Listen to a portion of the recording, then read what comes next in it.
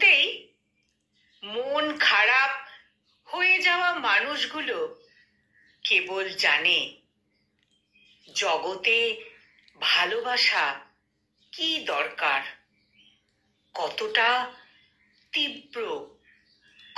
তীব্র দরকার।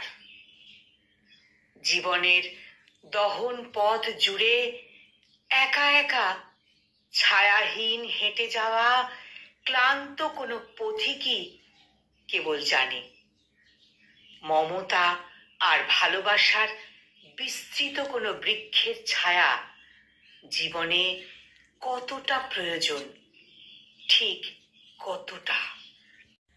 অথচ রোজকার দিন, হাপিত্যেশের রাত্রি, শ্রম আর ব্যস্ততার দুনিয়া সে সকল তেষ্টাদের কি অসংকোচেই না আড়াল করে রাখে।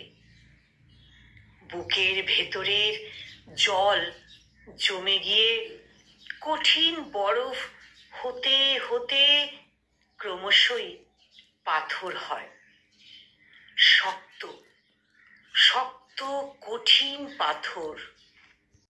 কিন্তু কখনো কখনো কেউ কেউ জানে খানিক মমতার স্পর্শ, খানিক নরম গলায় আদুরে ডাক, একটু গভীর চোখের দৃষ্টি, কিংবা শক্ত করে বুকের ভেতর জড়িয়ে ধরা ওম, কি অদ্ভুত ভাবেই না সেই আড়ালের আবডালের জমে থাকা পাথর আর পাথুরে নদীর বুকে ছলছল জলে বান ডাকিয়ে দেয়।